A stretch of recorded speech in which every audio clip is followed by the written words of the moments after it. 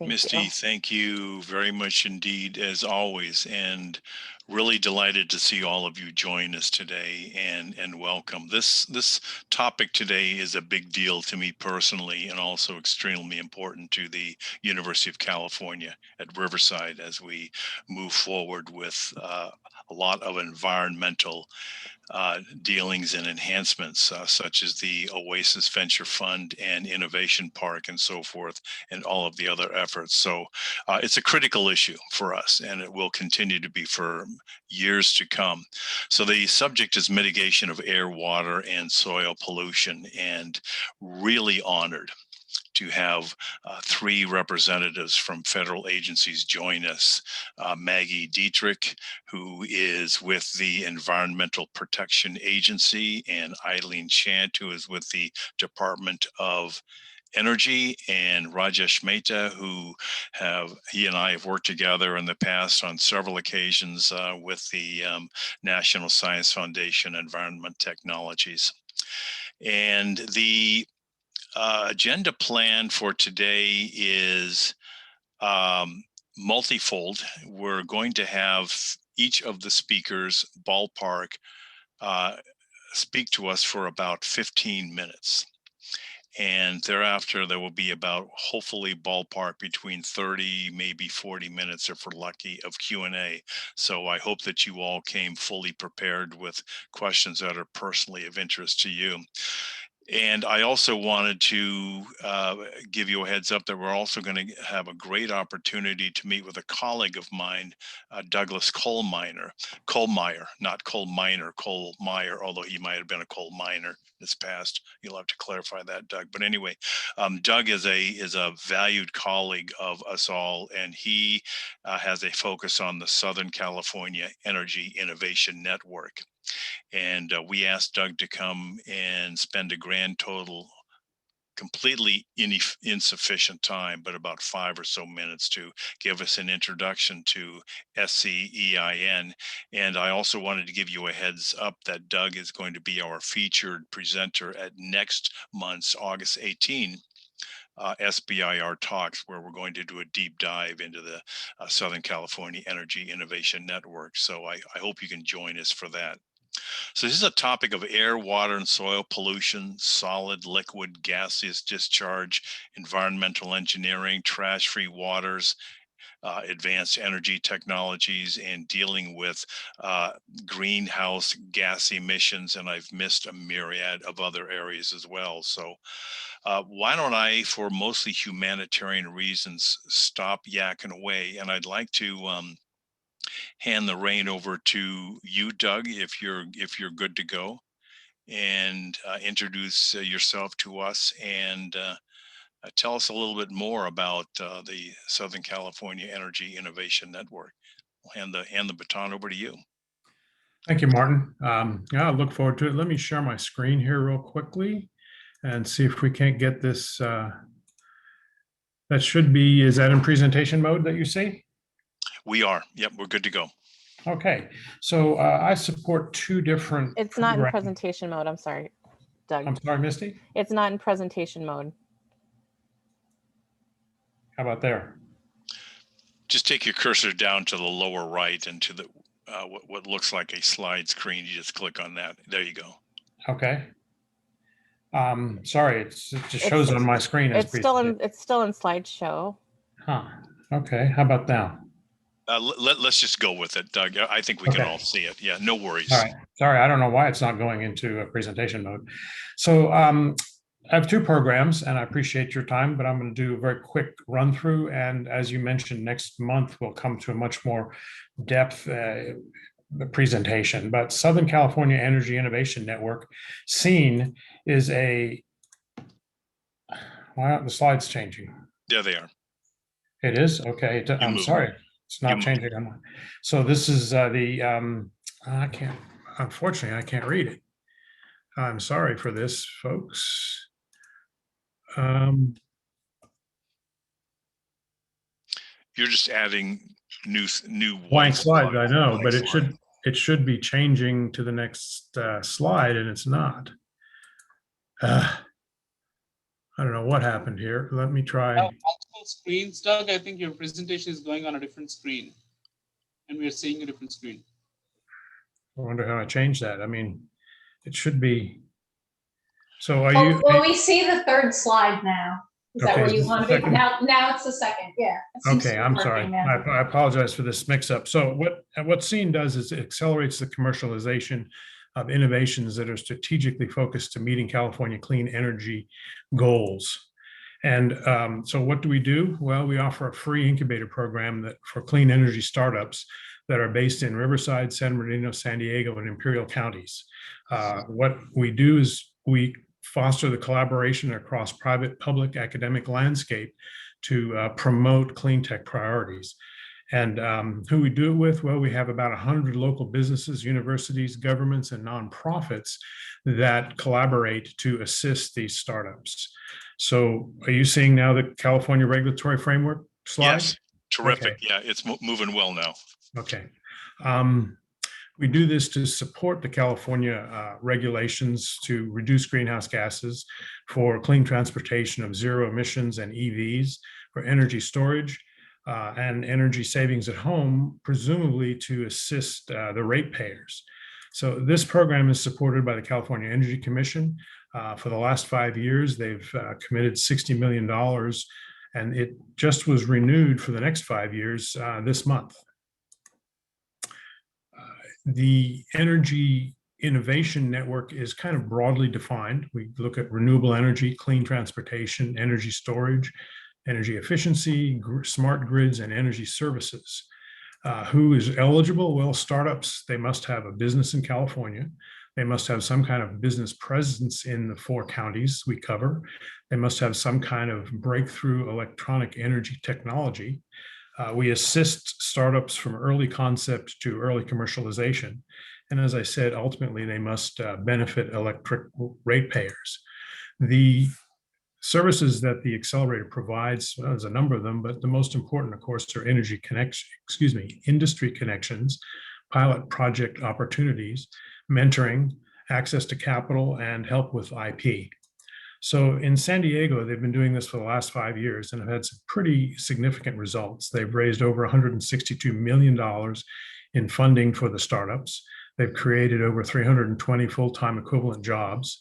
The C-suite is very diverse. Almost 60% are women, and they've got 134 patents. So now what we're trying to do is we're trying to duplicate this effort in the Inland Empire, and we have begun building our network. We have very good participation with public and academic organizations, and we have to find more private enterprise to assist us in the Inland Empire area. In the Inland Empire, we're going to focus on two major issues. One will be what's called the City of Riverside's Innovation District, which will be supported by UC Riverside CSERT and the EPIC Small Business Development Center, the Excite Accelerator, CARB's relocation to Riverside, which is real important, and I'll cover that more in a minute, and also the Western Region Council of Governments, which represents all 9 major cities in Western Riverside County. The second focus is on logistics, which is probably the biggest employer in the Inland Empire, and we're going to focus on transportation electrification within the logistics center. So that's SEEN, and it's focused pretty much on clean energy. Secondly, I mentioned that California Air Resources Board is moving to Riverside. And so to collaborate with them, we're going to begin with OASIS, which is an innovation hub focused on sustainability and social inclusion. Now, if SEEN is focused on energy, then OASIS has a broader focus to include clean transportation infrastructure, of course, logistics again, clean energy and alt fuels. So SEEN will neatly fold into the OASIS focus as well, but also agriculture, technology, and food security, and natural resources management. And so here, think of the Lithium Valley out in the Salton Sea. And what's not represented here also is health. We're going to focus on health because of the issues in the Inland Empire. So OASIS will be a living laboratory for testing, validation, and deployment of sustainable technologies, specifically the vehicle electrification, smart streets, microgrid systems, and agricultural operations. And in the bottom right, you can see here, we're going to focus on vertical farming.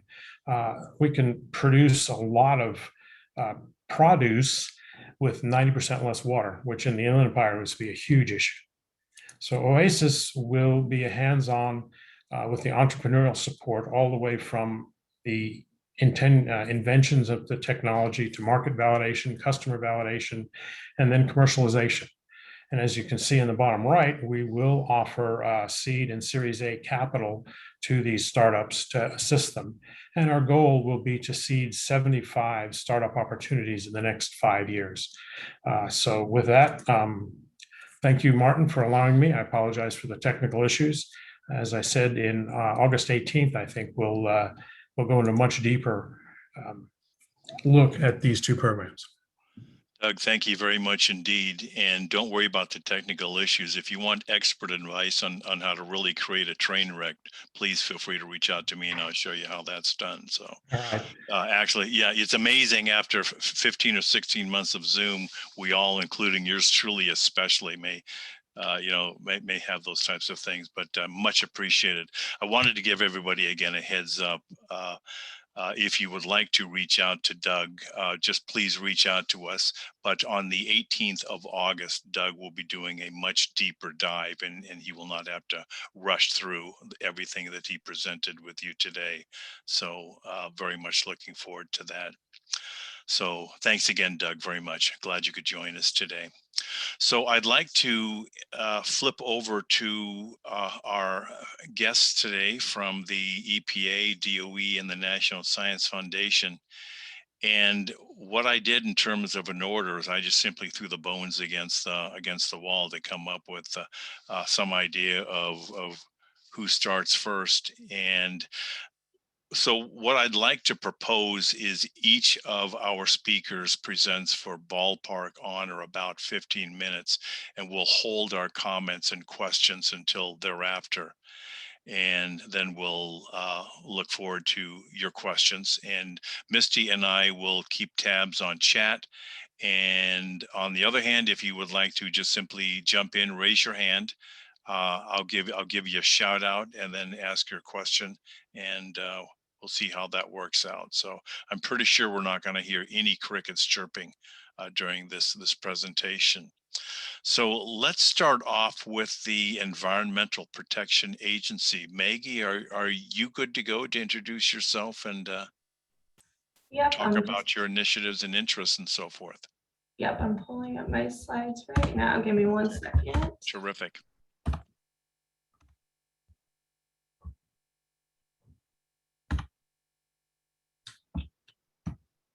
Here we go. Okay. Can everyone see that okay? Yep, perfect. All right, awesome. So thanks for the intro, Martin. My name is Maggie Dietrich, and I am a student contractor at EPA. I've been working on the Environmental Protection Agency's SBIR program for about the last 2 years. Unfortunately, our program manager couldn't make it today, but I'm going to be providing an overview of SBIR here at EPA. So we like to start off by showing the breakdown of the budget. So of the 11 federal SBIR programs, as you can see, EPA makes up the smallest slice, the smallest sliver of the pie. So we are a relatively small SBIR program, but we like to call ourselves small but mighty. We like to always fund high impact environmental technologies, so we work really hard to do that. In terms of mission, here at EPA, our goal is to protect human health and the environment. And this mission really aligns well with EPA SBIR because we're able to support the development and commercialization of innovative technologies that are helping us meet that mission. We're looking for innovators and technology developers like those of you here today to help us solve the most pressing environmental issues. So in terms of budget, as I've said, EPA is a small program. Our phase 1 and phase 2 award budget for FY21 was just around $5 million, so pretty small in comparison to some other agencies. Here at EPA, awards are contracts. So phase 1 projects are for proof of concept, and those are 6-month contracts for up to $100,000. Successful phase 1 businesses can then apply to our phase 2 program, where the goal is to develop and commercialize the technology even further. And those awards are for 2 years up to $400,000. EPA also has a commercialization option of an additional $100,000 for phase 2 awardees, and that matches third-party funding of $100,000. So $100,000 that your small business brings in from either angel investors or technology sales will match $100,000 of that and add that to your phase 2 award. And then just a quick note, EPA does not do direct to phase 2s. We only do phase 1, and then phase 1 applicants, phase 1 awardees can apply to phase 2. So what makes EPA's program unique? So a few things. One, we like to provide our awardees with EPA technical connections. So when you get a phase 1 award with us, you're automatically assigned a TPOC, a technical point of contact at the agency, that then gets copied on all your monthly reports. You meet with this TPOC at the beginning of your project so that you are telling them about your technology from the start, and they can provide advice from the beginning of your project throughout the whole project period. We found that these are great resources for our small businesses because they can set you up with other agency connections or experts outside the agency. Some TPOCs have set up webinars for our awardees so that they're able to get the word out about the work that they're doing. Some TPOCs have even set up demo sites and testing sites for awardees to set up their technologies. So that is a super great resource for them. We also have a strong focus on commercialization. So we really want you to break into the market and be successful with commercializing your technology. So right from the start of your phase 1 award, we'll work with you, and we'll have commercial experts that will work with you to think about commercialization. We also have a focus on communication. So we really like to communicate the success of our small businesses. We have a newsletter, we do social media, we write success stories on our website. We really like to amplify the work that our businesses are doing just to get the word out and to provide that info to as many audiences as possible. And then finally, we're helping protect the planet, human health, and the environment. So this webinar comes at a perfect time because our phase 1 solicitation is currently open right now. So we are accepting phase 1 proposals now through August 3rd. The full funding announcement can be found at this link right here. And proposals are going to be submitted through FedConnect. And again, instructions on how to get to FedConnect, get to the full solicitation, and how to apply can all be found at this website. And I can drop it in the chat once I finish presenting. And then this link at the bottom is to our listserv. That's just a great resource for you to sign up to if you are curious about staying up to date with this funding opportunity and future funding opportunities at EPA. So in terms of topics, we have 6 broad research areas that our topics generally fall under, and these pretty much stay the same year to year. So this year we have clean and safe water, air quality, homeland security, sustainable materials management, safer chemicals, and risk assessment. And then we do have specific technologies under each of these areas, which I'll go through now. So these are all of the topics that we are looking to fund this year. As I said, these underlined ones are the broad topic areas, but the technologies we're looking for are the specific bulleted lists. Please note that if you're going to apply this cycle, your technology has to match one of these bullets. I won't go through and read them all, we won't waste everyone's time, but feel free to take a quick look and see. This list is also posted on our website if you need to go through it at a later point. Just note that the solicitation is the official word. So if you need more information about any of these topics, the solicitation includes a background paragraph about each topic, and then it has details and specifications that we're looking for with each technology. So please be sure to read the full solicitation to ensure that your technology aligns with what we're looking for and the specific specifications that we are looking for with each technology. So we do have a lot of really great topics this year. And so if you have a technology that you think would fit with one of these, we really encourage you to apply. So one question that we get asked frequently is which topic a company should apply under. Sometimes a technology can fall under 1 or 2 topics, or a small business might not know which topic area is best for them. And we'd like just to say at the end of the day, it's up to the company to decide which topic is most appropriate. So please read through the solicitation and see which technology you think which topic your technology would fall best under. Keep in mind that our budget is modest. So our phase 1 funding rate has been about 20% for the past couple of years. Last year, we did receive a lot of proposals, so it's closer to 14%. So just keep in mind that it is a competitive program.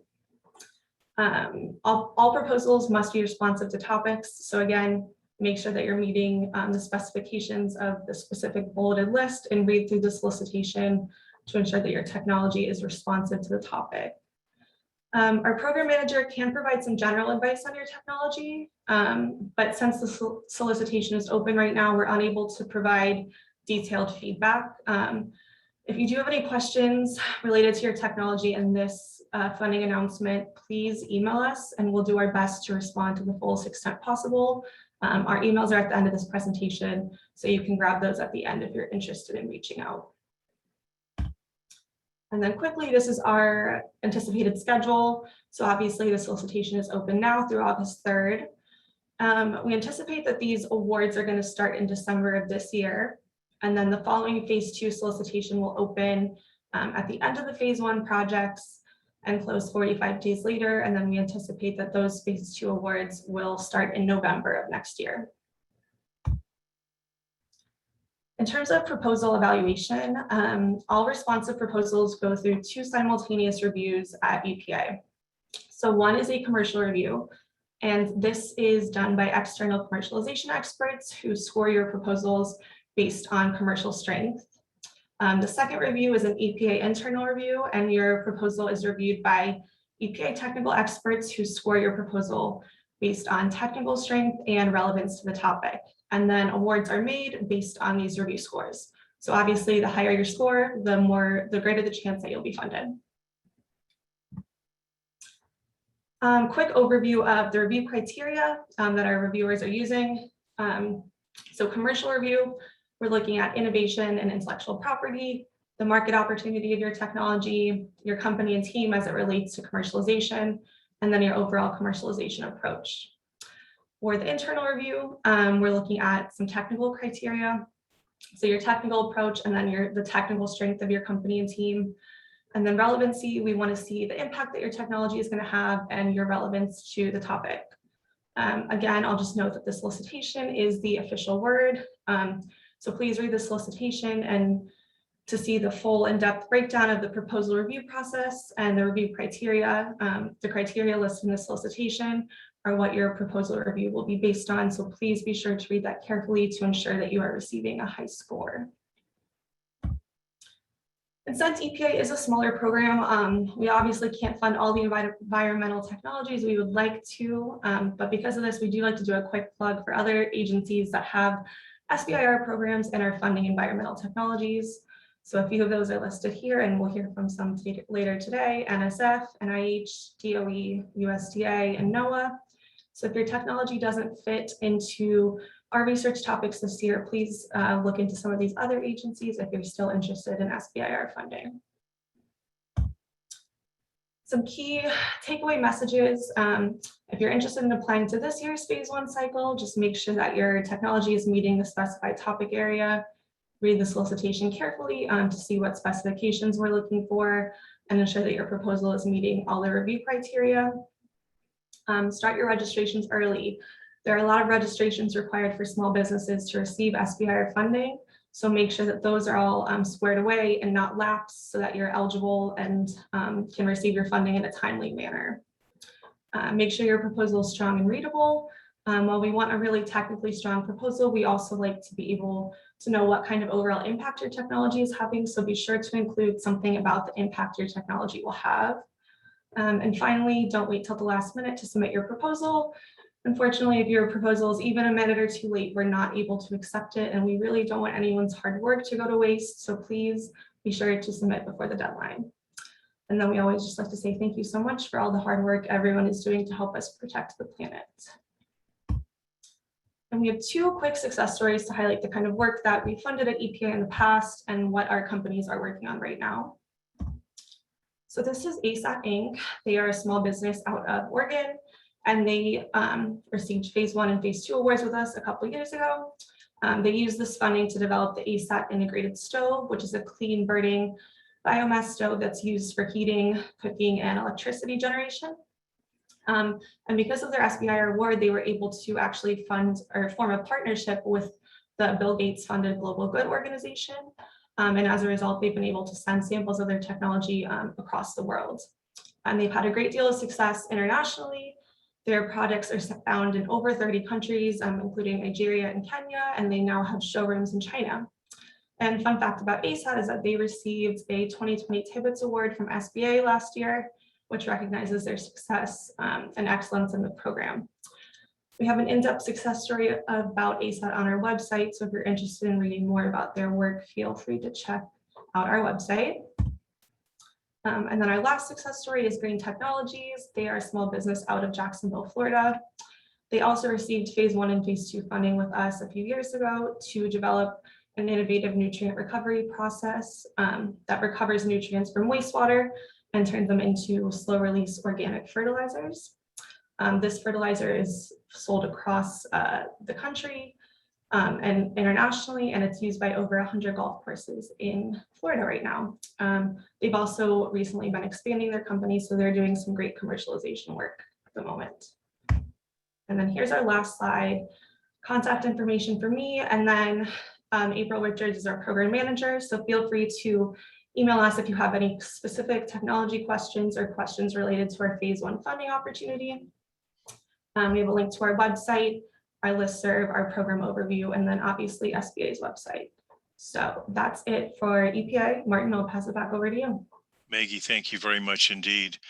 And you nailed it with 15 minutes or pretty close. So much appreciated there. I wish I was at wherever that stream is. That would be a good place to be right now. I'm certain. Eileen, are you ready? Are you good to go? Yes, I am ready. Can Terrific. everybody hear me? We can indeed. Okay. I'm going to try to do as well as Maggie with her 15 minutes. And I'm going to do my slideshow, and here we go. Okay, hi everybody, I'm Eileen Chan. I'm with the DOE Office of SBIR, STTR programs, and I'm happy to meet with you all today and talk to you about our program. You know, I don't know how well this crowd is familiar with the federal SBIR, STTR program. Maggie touched a little bit on all the different agencies, but fundamentally it's an early stage, it's a mechanism for funding early stage high risk ideas. The budget is such that for the agencies, roughly 3.2 and 0.45% of extramural R&D for the federal agencies goes into the SBIR program, which means it's in excess of $3.5 billion spread across 11 agencies. These, again, are early stage ideas. They're ideas that are too high risk for the private sector. It's a good space for the government to operate. And you have to be a small business to win an SBIR or an STTR award. A few specifics about DOE. Maggie showed a very similar pie. We are the third largest of the 11 agency programs. The 5 largest programs have STTR programs as well, in addition to the SBIR program. We have every agency is a little bit different. Our topics are very specific and they're aligned with the DOE mission. So you have to be, just like with the EPA, you have to be a good fit with our topic in order to have a reasonable chance of succeeding with an award. We have 2 funding opportunities a year. One of them just open, a topics document is out now. You can go to our website and review the topics document and see if there's a good fit for you. And one of the unique things also about our program is that a letter of intent is required about 5 or 6 weeks after the topics open. On August 30th, you know, just a little bit over a month from now, the topics, the letters of intent are due. If your letter of intent is non-responsive to the topic, you will receive feedback that is the case. If you do not hear back, that's the no news is good news thing, because that means that your letter of intent was responsive, or it was maybe not non-responsive. But anyway, if you don't hear back, that's good news on the letter of intent. In July, we have 4 program offices release topics. We have topics in all of these areas. These topics are largely, but not exclusively, more around basic energy sciences and monitoring and instrumentation, and things that some of the labs need, instrumentation that the labs need advancement in to conduct their research, and also topics in advanced scientific computing. Release 2 is in November, and largely, but not exclusively, more of what you think of as applied topics. When people think of DOE, they think of solar, wind, hydrogen, carbon capture. That's when, in November, that's when those more applied technologies are released. But we also do have like high energy physics and fusion energy also releasing topics in February. The schedules for these funding opportunities is here on this webpage, and it's okay to share my slides. When you're thinking about responding to a topic, you want to consider whether or not you want to submit an SBIR application, an STTR application, or you can submit it for both. You can submit it for both SBIR and STTR. There are some differences between the 2 programs, and one is that the SBIR program allows a nonprofit research institution in order to execute the R&D, whereas the STTR program requires a nonprofit research institution partner. The PI for an SBIR, principal investigator, must be an employee of a small business. The PI for the STTR can be an employee of a small business or the research institution. The STTR program was designed to foster technology transfer between research institutions and small businesses, but it doesn't necessarily mean that the technology has to reside in the research institution. If you're transferring it to a small business, you could just really sort of require the research institution's assistance to execute the work. And there are budget requirements associated with the different programs. I'll just cover the phase 1, which says that the small business must conduct 60% of the R&D, 67% or more. For STTR, the small business must conduct 40% or more, and the research institution must conduct 30% or more. So just be aware there are differences there when you're thinking about how to proceed in response to a topic. Again, as I said before, our topics are aligned with the DOE mission. And everybody knows that the DOE, one of the DOE missions is leadership in clean energy technologies. I'm not going to read off all of these topics, but they probably look pretty familiar to people. But did you know that we also provide leadership in basic energy and engineering sciences? So we fund topics in improving detector technology, accelerator technology, etc. Quantum information is a big focus right now, atmospheric measurements, etc. And finally, our third mission area is advancement of nuclear security. And so this includes topics that enhance nuclear non-proliferation, and also topics about environmental cleanup with respect to the nation's weapons waste sites around the country that require environmental mitigation at this point. So there's more to the DOE than meets the eye. How does our funding work? The phase 1 is the entry point into the program. I sort of am assuming that the group here might be more interested in learning about phase 1, so I'm going to focus on phase 1 in my talk, but it could be, but please feel free to ask questions about phase 2. Phase 1 is the entry point. You have to be responsive to a topic, and it is a feasibility evaluation. It's a good idea that has not been proven yet. That's what the phase 1 grant is for. It's between $200,000 and $250,000. The research is executed over a 6 to 12 month duration, and we give about 350 to 400 awards per year. If the feasibility evaluation proceeds successfully, 40 to 50% of our phase 1 awardees do go on to the phase 2 award, which is $1.1 to $1.6 million over 2 years. We have follow-on phase 2 awards, a phase 2A, a phase 2B, and a phase 2C. If you can show that things are progressing, but you do need additional funding to transition to commercialization, you can be the recipient of these additional phase 2 awards. So in the end, you can end up with funding for 6, 7, 8 years and as you advance your technology. And we are really trying to cover what's known as the valley of death, which is the really after the feasibility is improved and that sort of area where there's not really a lot of funding in order to advance your technology. Again, we have funding opportunity. Our phase 1 release 1 topics have been released a week ago. We've had topic webinars. Those are over now. They were this week, busy week. But these webinars are recorded, so you can listen to them where they talk a little bit about what they're looking for in each of the topic areas. The FOA funding opportunity announcement will come out on August 9th.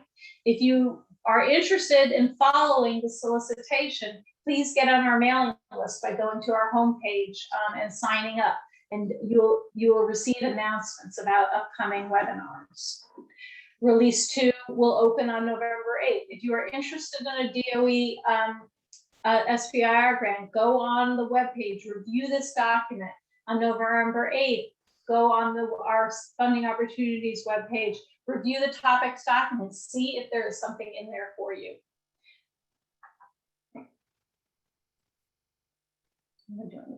Okay. We have a number of application assistance programs. Phase 0 is one of our most popular ones. It is an application assistance program only for first-time DOE SBIR applicants. You do receive a personal coach and they help you through all the parts of the application process. In addition to that, we have a number of webinars which talk about the topics. We talk about the funding opportunity announcement, the requirements associated with submitting your grant. If you're not eligible for phase 0, you can go to our online learning center. There's a lot of tutorial videos about the application process. If you think you might want to partner with a DOE national lab, we do have a resource page for that, areas of focus and people at the labs that you can reach out to find out if there's a collaboration opportunity. So there's more. We host a series of Q&A webinars during the application period. And you can always email us and ask questions. We will answer your question if you send a question to this email. And finally, as I said, join our mailing list or follow us on Twitter to get updates. A little bit more about phase 0. All first timers are eligible, but it's first come, first serve. You can apply. There's a web page, a very simple 4-field application. Someone from our contractor, who is Dawnbreaker, will call you and chat with you about your idea and determine if you're eligible for the phase 0 program. You can visit this page and check out your eligibility as well too. Okay, a little bit more about the topics. This is what a topics document looks like. They are very specific, as you can see from this particular example. One of the things about DOE is that open communication is permitted with the DOE program managers. So as soon as the topic documents come out, until the time you submit your application, you can reach out to the topic manager with questions about the topic. You should keep your questions specific to trying to understand exactly what they're looking for. That is really what the focus of the outreach should be. You should read this topic very carefully, and you should read the references that are associated with it. You should be an expert in the state of the art of this technology. That is one expectation of the applicants. How are our proposals judged? We have 3 technical reviewers for the phase 1 application. The review criteria are these 3. It is the strength of the scientific and technical approach that you are presenting. the ability of the proposed key personnel to execute the proposed work plan, and the potential impact of the technology that you're working on, whether it has the ability to be a player in the technology field that you're working in. We receive a lot of very high quality applications. We do a ranking process and we sort them in terms of their ranking, and the most highly ranked applications are awarded based on available funding. We receive a number of applications every cycle that are deemed good quality applications, but we don't always have enough funding to fund all of the good applications, unfortunately. And here's just a quick slide to show you, okay, we have grants, we have phase 1 grants, phase 2 grants, et cetera, but we have a lot of support programs along the way. In blue, these are all the applicant resources that we provide. These are all specific programs and resources for you. In peach here, we show a lot of awardee resources. If you are the recipient of a phase 1 or phase 2 award, you can enroll in our commercialization assistance program, which provides a contractor to help you with your marketing, your primary market studies, secondary market studies, commercialization assistance, pitch deck, that type of thing. And then we have a number of programs, NGI Core and PI Meeting, that allow you to meet with investors and develop training in entrepreneurial skills and commercialization planning. We have computing resources available for those who are interested, and we have a new program which allows students to work in your at your business for the summer. And that's it. You can always email us with questions, any questions that you have, and thank you for your time. And Eileen, thank you for your time and much appreciated. Now is the time for everyone as Rajesh begins to upload his slides. Now's the time to start thinking about questions, topics that are most germane to you and your planned innovation.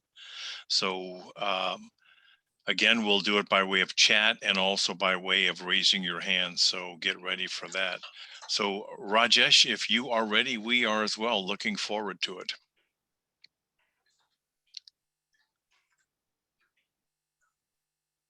All right. Thank you for the opportunity, Martin. And it is great to be number 3 in this lineup, because a lot of information that my colleagues from other agencies have covered, I don't have to spend time on because things are pretty similar. I titled my presentation as Building a Regenerative Future. That is for NSF SBIR program in environmental technology. That's the overarching goal. And obviously, we want to support entrepreneurs to really develop their ideas and commercialize them. Okay, so as I was preparing my presentation, I got this research news on NSF Link yesterday. It says cleaner air has boosted US corn and soybean yields by 20%. That's a big deal, particularly big deal in a breadbasket state like California. And it's all the effect of how we manage our environmental resources. So I couldn't agree more with Martin that this topic is very critical, and we need as many good ideas as possible to really get a handle on getting some balance in our system. So as it was mentioned, NSF is actually one of the bigger programs. And our annual budget for year 2020 was $232 million. But we fund everything. So everything that was covered by EPA, everything that was covered by DOE, because our program is very broad based. So it's not that all 232 is available for environmental technologies. But there are 11 program directors like me. So I end up supporting businesses with about $20 million. And as it was mentioned, we definitely are trying to support commercialization of high risk technological innovation that are going to have societal impact. And for the size of the program we fund close to 400 small businesses every year. Here is a rough pie chart of various technologies that we support in the NSF SBIR program. I'm not giving statistics because I don't have it, but this is roughly representing. So chemistry and environment that you see here is about 10 to 12%. So that's what we are able to spend on supporting environmental technologies. Okay, in terms of the program overview, again, it's pretty similar. Our phase one is $256,000. You have to demonstrate the feasibility of the idea over 6 to 12 months. And if you are successful, you can apply for phase two, which is over 2-year period, and you get $1 million. And we have a major program, phase 2B, where we match 50 cents on the dollar for a third-party investment or even sales revenues up to $500,000. So, and then there are a lot of other supplements. So all in all, a company that enters our program through phase one, and unfortunately there is no direct entry into phase two, can potentially receive $2 million for funding.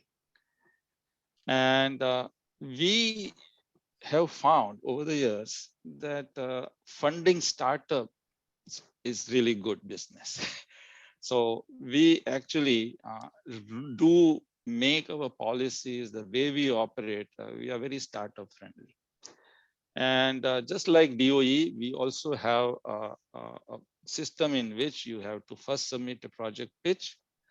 But we don't have any particular windows for this. You can submit a project pitch anytime. It's a Google Doc, couple pages, which gives basic information. And on the basis of that, we provide feedback within 3 weeks, whether you should submit a full proposal or not. And once you submit the proposal, we have the NSF merit review process, where we have 3 merit review criteria: the intellectual merit of the idea, the commercial potential of the idea, and what are the broader impacts. And I will dig into it a little bit more soon. Okay, so I think as you develop your idea, particularly for NSF SBIR program, you really have to look at the DNA of our program. We really value high risk technical innovation. So idea has to be innovative. It has to have high technical risk. It has to have commercial potential, and it has to have broader societal impact. And in phase one, maybe there is a little bit more emphasis on the technical innovation, and in phase two, a little bit more on the commercial potential. But then at the end of the day, we do want to see that all this actually result into broader societal impact, and that can only happen if you commercialize your technology. So we focus very significantly on the commercialization aspect of the technology development. So some statistics: 91% of the recent awardees never had a phase 2 grant from any federal agency. 85% of them had fewer than 5 employees. Almost 3/4 were founded in last 3 years. And again, more than 3/4 were first-time SBI winners. So when I say we are startup friendly, you can just see the statistic that if you are applying to NSF for the first time, that's a good thing. You are in good company. A lot of people are successful pursuing that. Now, I gave you the broad idea, the three things that you have to worry about: intellectual merit, broader impact, and commercial potential. But if you are coming from an academic background, I think it's important to let you know what we don't support so that it's very clear where you should spend your energy. So we don't support basic research. Rest of the NSF does that. We don't support projects that lack innovation or technical risk, or something that is considered by experts as incremental or evolutionary. If you don't see a strong chance for commercial success, and that applies to the project as well as company, probably won't support it. And we also want to know that the money that the company receives is actually moving the needle for the company. Particularly in this day and age, companies can get a lot of money from outside sources. And since this is quote unquote free money, they do apply. But if it's not making a difference to the company, then probably they won't get funded. And this is all for doing technical R&D. So we don't provide any money for sales and marketing or commercialization, although it's paradoxical because we actually want companies to commercialize the technology. Okay, so distinguishing features of NSF program is that it's a grant. It's not a contract, and we give the money, but we don't take any equity. And it's a broad-based program. Oh, something happened here. I'm sorry. Yeah, broad-based program, so it covers every area of technology. We actually don't identify any application or technology space. We are agnostic. We think that people who come to us know best what the problem they want to solve, why they are the best people to solve it, and if they solve it, how that's going to benefit the society. So we completely rely on the applicant to educate us, and we will support them. The applicant company has to identify the market need and provide a technology-based solution, has to have a viable commercialization path. The team has to be such that they can respond to dynamic changes in the marketplace. And if you have to change direction because something changed or you learned something, that's okay.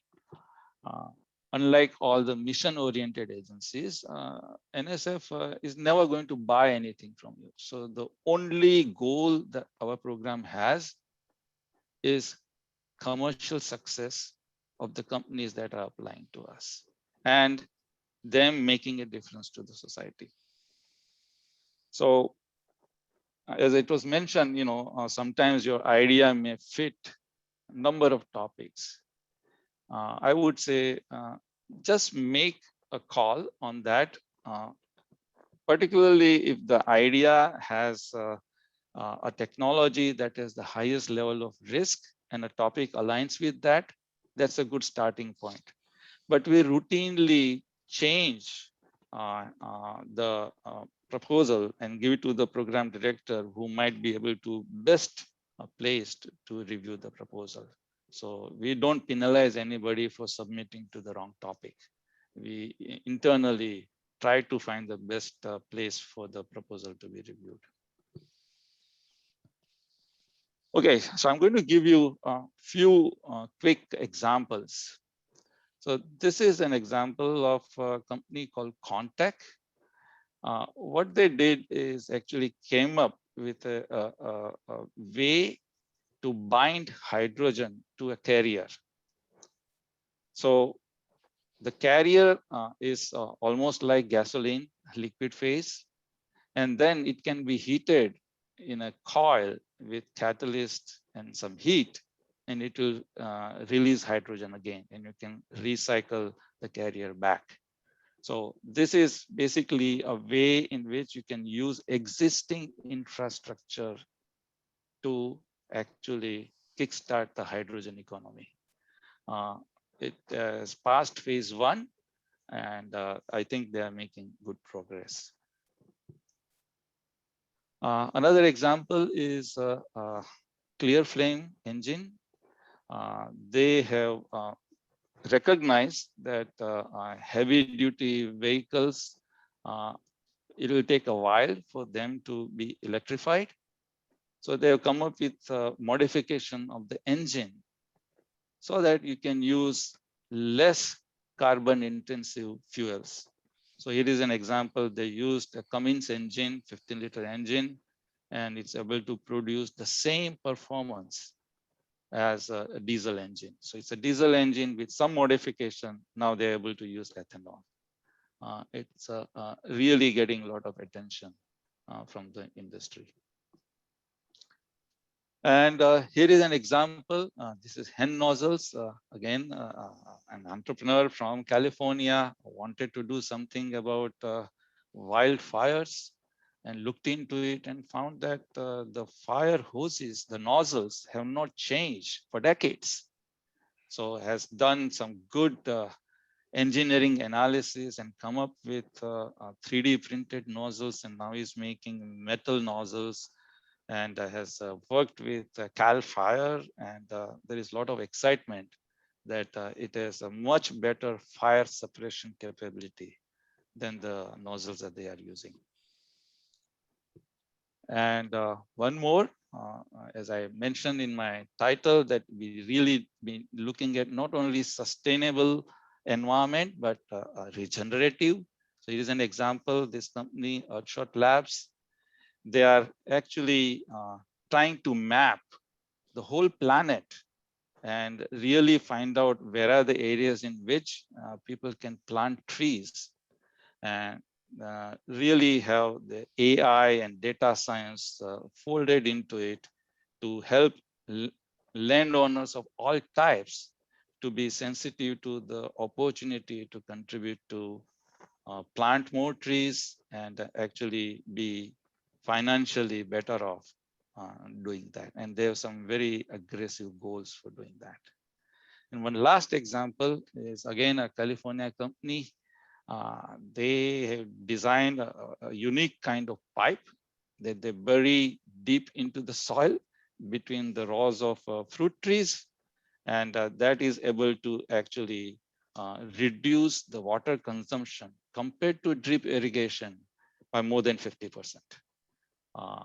And it basically avoids evaporation losses and percolation losses. So these are the kinds of ideas that we fund. But as I said, we are open to any ideas, all ideas, as long as they meet our merit review criteria. Okay, I'm going to stop here and we'll be happy to answer any questions that people might have. Fantastic, Rajesh, and thank you very much indeed. So we have about 30 minutes. So this is a golden opportunity for you who have come prepared or have thought up of questions as you listen to the three presentations and so forth. So don't hesitate for a second, and Misty and I will be glancing at the chats. But if you don't feel that Misty and I are responding to your chats, it in all likelihood is we didn't see it. It's not that we don't like it, we probably just missed it. So raise your hand, be aggressive, be assertive, and fire away. So while you're coming up with your questions, I on one or two of your slides, Rajesh, you had mentioned something with regard to not funding commercialization or business development, but you do have a vital program, as most people know, and it's called I-Corps.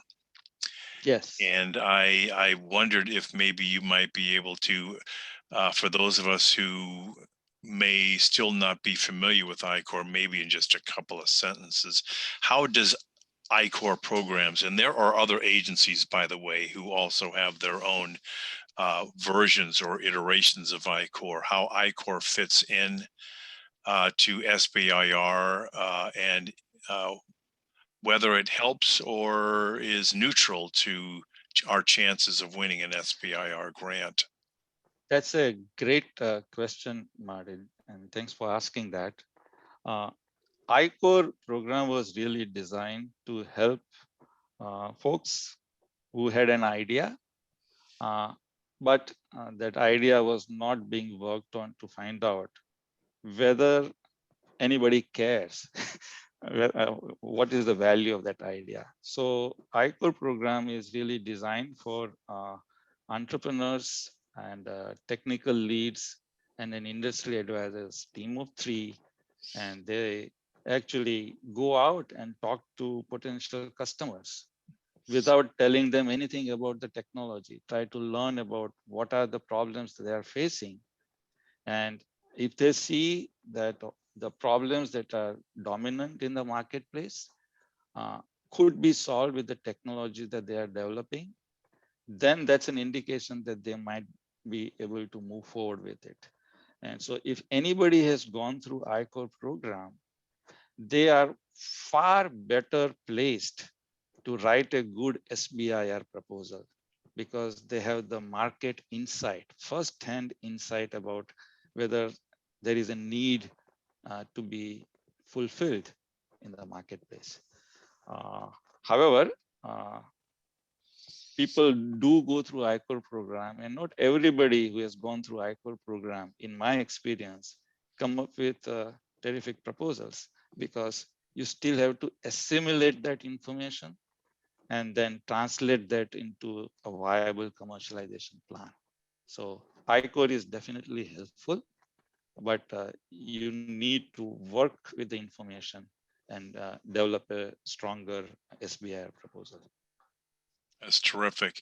And let me put on my sales cap for just a moment as well, is that the regional site, there are several regional site programs or hubs throughout the country. And the University of California, Riverside, is one of 5 members of the Western in LAIN-LA-USC, Caltech, UCLA, Colorado Boulder, and the University of California, Riverside. So you are invited and encouraged to give us a call, reach out to me or Jay Gilbert, who is the lead instructor for the University of California Riverside I-Core program. It's a good way to start out and then transition into a national cohort with the National Science Foundation. So thanks very much indeed for answering that question, Rajesh. Let me see, Haiju, you're more than welcome to jump on and ask the questions yourself, or I'm happy to read them on your behalf, whatever you'd like. And let me just add how the DOE's I-Core program works. Thank you. Yeah, and likewise for EPA. And I don't administer it. I'm new to the DOE and I don't administer the I-Core program, but if you do the phase 1 application, and this also relates to a question in the chat box, it doesn't really focus on commercialization. There's a very small part of the application. It's really the technology, the feasibility evaluation. But if you are a phase 1 awardee, you can go through an I-Core program at DOE, and that provides assistance with developing your commercialization plan for your phase 2 application. And that is an important part of the phase 2 application, is your commercialization plan. And we have looked at the numbers, and those who go through the I-Core program get better scores on their phase 2 commercialization plan application. Thank you very much, Eileen, for bringing that up, and I apologize for the oversight. Maggie, does EPA get involved in I-Core at this particular moment in time, or is that perhaps under consideration? Yeah, not at this point. Maybe if we were to maybe expand our team a little bit and have a little more bandwidth, but no, not at this moment. Okay. No worries there. So, Haiju, yes, Rajesh, yes, go ahead. Yeah, we also, as part of SBIR program, once the company gets the award, we do a mini I-Core. We call it boot camp. Yep. So that's part of the phase 1 award. And we also give them opportunity to do full I-Core after they receive the phase 1 award, just like DOE. So people have the ability to do I-Core before applying to SBIR program and once they are in the SBIR program. But I think it is very important if you are serious about commercialization, to have ground knowledge of what the reality is in terms of, are you working on something that the market wants or not? So highly encourage people to look at iCore closely. Thank you very much indeed for that. It's called Beat the Odds, I believe, Yes. boot camp. Yep. And also very highly recommended. Good. Yeah. And so we do have several teams from UC Riverside or Epic SBDC clients who have or are going through the Beat the Odds boot camp program right now, and then graduate to a national cohort. So a really excellent idea to consider that. So Haiju, may I ask your questions, or would you prefer? It's entirely up to you. She wants you to ask it, Martin. She put it in the chat. Okay, good. So I'll do that. First question, and this is for everybody, by the way, all three of the panelists. Can you give some feedback on how to construct the proposal to demonstrate the commercialization potential and the team's commercial experience? I think you all can probably read what I'm reading as well, but if not, does that question resonate or make sense? And I'll open it up to whoever wants to start first. Okay, Eileen, would you like to go first? Good one, Rajesh. It's a little hard for me to answer that question. So like I said before, I'll just kind of reiterate it that I think that Rajesh's point is very well taken, that you do have to have an idea. If you're the purpose of the SBIR program is to produce a commercialized technology. DOE might be the customer, but that's not really the main purpose of the program. You might be selling your detector to a national lab or something like that, but the real most focused point of the program is commercialization. So you really want to be responsive to our topic, but at the same time have an idea of how you're going to take it to market. But with that said, the phase 1 proposal has a very minor commercialization plan write up, and it's not a very large part of the evaluation. And that gives you time during your phase 1 award to work with our commercialization assistance contractor, LARDA, to help develop your plan for phase 2. And I can't speak to the specifics of the proposal, of what's in the proposal. I'm a little too new to the program for that. Sure. I can answer that. For showing that the idea has some commercial potential, the easiest thing to do is get support letters from your potential customers. And in phase 1 proposal, at least NSF program, you are allowed to provide 3 support letters. And the support letters also come in many flavors. Some would say, this is a great idea, we are going to keep an eye on it. Well, that is something, but not much. If they say, oh, we have this huge problem and we really are looking for a solution, this looks like a great idea, that validates your problem selection. And that validates at least somebody who is losing sleep over it. So that's stronger. And the strongest would be, oh, this is a huge problem and this is such an exciting approach. We are actually going to devote some resources working with this company. So you can work with your potential customers and demonstrate that the idea has some commercial viability, even at phase 1. We don't expect you to have, your detailed business plan with 5-year projection and all that, although we do ask in our proposal to make those projections. But it is a good exercise to go through because we do want to know that your brain wheels are turning. The moment you start on the project, you're thinking about commercializing it. You're thinking about what you will be needing in terms of your team, in terms of funding, what else do you have to do to make sure that you are aligned with what is needed by the marketplace. So yes, phase one is very much about technical feasibility, but at the end of phase one, we expect people to have a proof point for technology as well as a proof point for commercialization.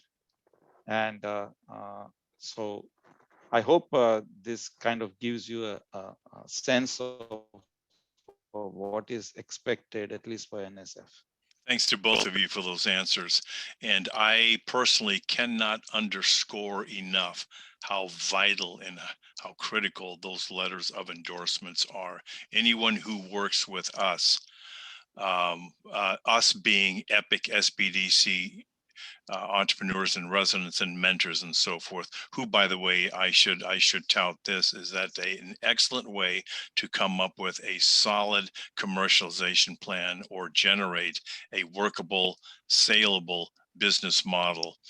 Should consider registering and applying for participation in UC Riverside's EPIC Small Business Development Center program, SBDC, and also, again, as I'd mentioned earlier, consider the UC Riverside I-Corps site program as a precursor to participating in a national cohort. Both are very, very important. So, by the way, that being noted, I wanted to introduce you also, not that he has any time to, or that we're going to give him any time to speak too much, but Scott Brovsky is an exceptional director of our EPIC SBDC program and has led the charge to grow it from, frankly, non-existent to something that is a very, very powerful and a nationally recognized SBDC. So if you need help in commercialization planning and business development, think about speaking with Scott Brovsky about Thanks. that. Thanks for the plug, Martin, but I Yeah. appreciate it. But I just want to thank the agencies as well, because for our region, before we started our program 5 years ago, we had almost no SBIRs in this region. And we've, thanks to Martin and Misty and others on our team, we've put a tremendous amount of effort into helping the startups that we're bringing out of the labs, not just at UCR, but we're also supporting a number of other universities in the region get SBIR funding. And we have actually used it as a bridge. And we have 5 or 6 amazing success stories of startups that we've brought out of the lab.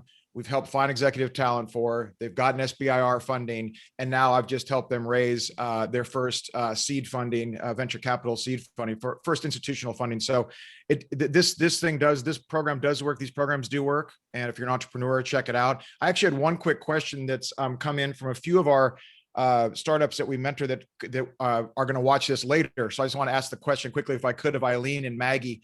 And I apologize if I missed this in your deck earlier, but one of the most effective things that we found is what the NSF is doing with that match in phase 2 with equity capital. And so I may have missed it in your decks, but do you do that with your programs? Because I saw that Eileen had it like later on in like year, whatever, 4, 5, 6, 7, but a lot of our clean tech startups we're mentoring don't need that much time. They're starting to commercialize almost right out of the lab, and they just need like a 1 or 2 year bridge. So can you just answer the question if either of your teams will kind of do what NSF does earlier? In terms of the matching, sorry, in terms of the matching funding for capital raised? For EPA, at least, we'll match up to $100,000 for phase 2. So that is our commercialization option. $100,000 of either private investment or sales of your technology, we will match for only phase 2 awardees. Okay. Eileen? Now we don't require matching for the initial phase 2 grant. That's $1.1 to $1.6 million. No, will you match is what I'm asking. So if they just get a phase 2, because I saw in your deck that later on you have a matching program. Yeah, one of the later on phase 2 programs is matching. But the initial phase 2, there's no matching required. But you can have additional funds from another from the private sector.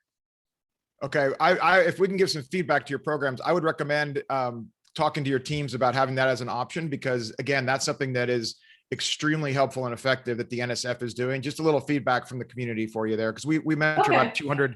about 200 deep tech startups, and that is definitely something that people who, not everyone obviously is applying for NSF grants because it's not a fit, but it would just be great to consider as something to help the startups who are not needing that many years to get to venture capital raising. So anyway, thanks for that. Appreciate it. Scott, Scott, thanks very much indeed for jumping in. And that is a fact that private equity investors are more inclined if there was a matching program opportunity. So yeah, keenly interested in that. Haiju, I wanted to get back to your other questions, and the second one is a fairly straightforward one that I think all three of you can answer, and that is with regard to overhead rate and profit margins and so forth.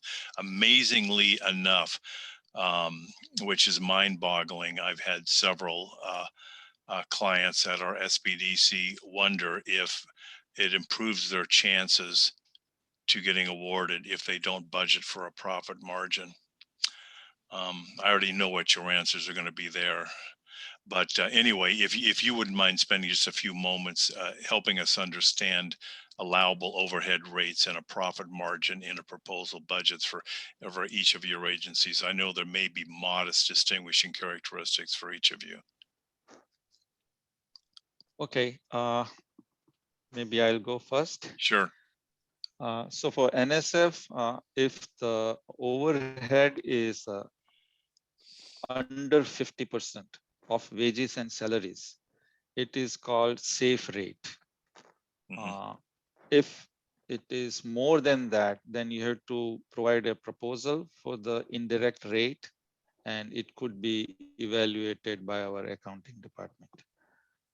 In terms of the profit, at phase 1, it is 7% of the grant that goes towards the profit. And in phase 2, it is 10% of the grant that is profit. Now, I would say the word profit has to be taken with a grain of salt. Essentially, it is a flexible spending account because this is R&D.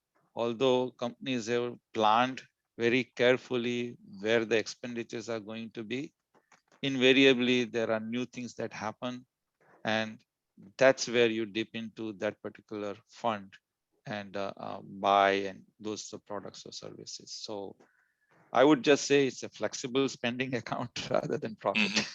Yep. So we, as part of our application process, we have an overhead rate calculation workbook to help you work through that. It does not affect your ability to receive an award, but once your application is awarded, you will go to our contracts office, and sometimes that will be renegotiated at the time of award. So that's how the overhead rate works in our agency. In addition to the profit, it is also 7% for the DOE, and it does not impact your ability to receive an award either. Very similar at EPA. Our profit can exceed 10% of the cost of your contract, and we have no, I'm just double checking our solicitation right now, but we don't have a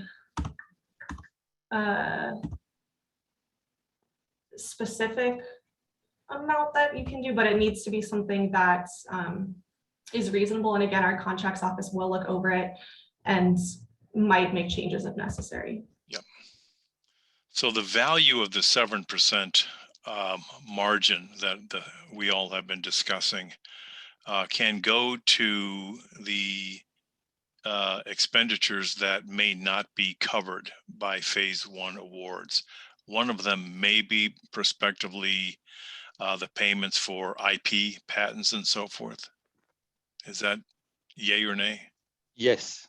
Okay. Is that the case with energy and EPA as well? You mean where your phase 1s do not cover IP costs, patenting costs? I'm sorry, I'm not sure of that. I'll try to look up at that in the solicitation. I'm not sure of that. Yeah, right now. that was just sort It of. will be in the solicitation.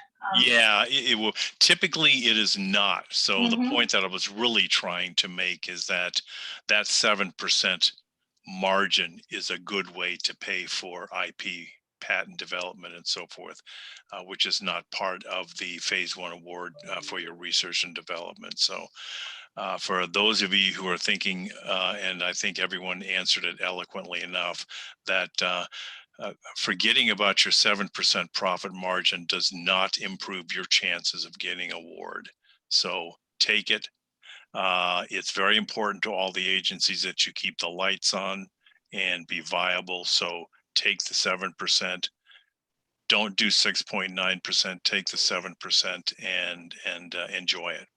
Use it for important things. So last question that Haiju had asked was, what is the statistical successful rate of phase 1 proposals at your agencies? We have dated statistics here, but maybe you have more recent numbers. Well, go ahead, Rajesh. Yeah. No, go ahead, please. So in typical years, the success rate is above 20%, 20 to 25%. First time applicants are lower. They're closer to like 19%. Whereas the small businesses that have repeatedly submitted applications are a little higher, like maybe a little bit above 25%, 26%. So practice helps with our applications. What was the other question? I feel like there was something else. No, it was just simply, ball. Oh, I know what I was going to say. Success rate, yeah. We did receive a lot more applications in the past 12 months, probably because of the pandemic. And so our success rate did dip a bit below like 20% this year. Excellent.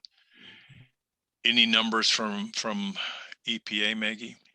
Yeah, so for phase 1 funding rate, they have dipped in the past year for us as well, closer to 14%, but usually it's between 14 to 20%. We try to keep it closer to 20. And then for phase 1 to phase 2, that number goes up. Those are about 30% success rate. Terrific. Thank you. Well, we're down to final 3 minutes, and I usually leave that.